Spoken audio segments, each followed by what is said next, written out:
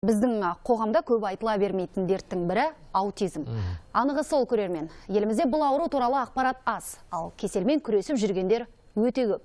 Әлемде 67 миллион адам осы сырқатқа шалдықса, біздің елде де мыңдаған бала аутизммен ауырады. Менің білуімше, бұл ауруды бірден аңғару мүмкін емес екен. Көбінесе 2 мен 5 жас аралығында байқалады.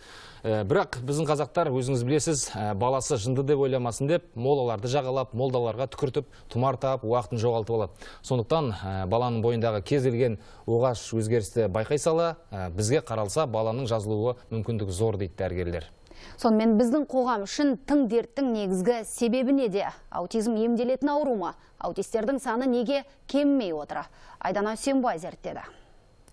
Қыдыржан бірі қарағанда кәдімгі бала, сырт келбетінде ешқандай өзгеріс жоқ. Бүлдіршінді аутизммен ауырады деп айтуға аузың бармайды. Анасы тәрбие баланың бойындағы ауытқушылықты алғаш 5 жасында байқаған, содан бері бармаған жері, баспаған тауы қалмады. 5 жасында Бишкекке алып барған, Қырғызстанға. Бишкекке алып басын түсірдік, МРТ-ға. Сол кезде бұның ауруын баста Арнольда Киари деп берген. Одан кейін 14 жылы Москваға алып бардық, научный центрға.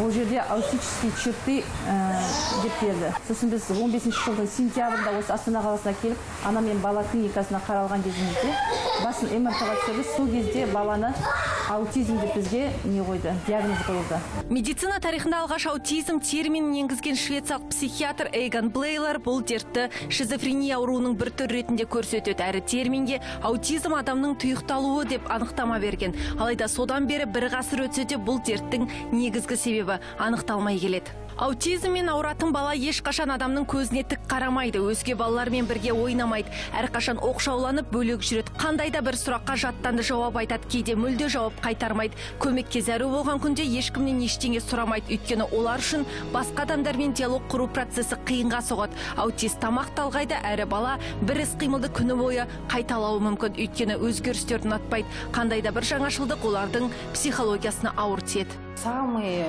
ранние признаки. Аутизм ауруының белгілері алғаш баланың 8 айлығында байқала бастайды. Нәресте басқа балалар секілді күлмейді, ата-анасына қолын созбайды. Тіпті қасында ешкім болмаса да ұзақ уақыт үн-түнсіз жата беруі мүмкін. Бірақ ата-аналар көбіне дәрігер көмегіне бала 2 жасқа толғанда жүгінеді. Өйткені осы кезде бұл аурудың белгілері айқындала түседі. Сигналом того, что что-то в развитии не так у ребенка. Статистикалық мәліметтерге сәйкес елімізде 2000-ға жуық аутист бар. Науқастардың дені 1 мен 17 жас аралығында. Әрі бұл тіркелгендер ғана. Мамандар көп ата-ана мұндай ауруға шалдыққан баласын сырт көзден таса ұстағысы келеді дейді. Осындай диагноз қойған жағдайда ата-ана үрейленіп, баланы үйде ұстап, ешкімге көрсетпей, осы жағдай көбінесе жаңағы өзін бір проблемасын туғызады. Өйткені тағы да айтып кетем, баланы ерте анықтап, ерте дамытса, ол бала кәдімгідей жалпы балалардың қатарына, сау балалардың қатарына енуіне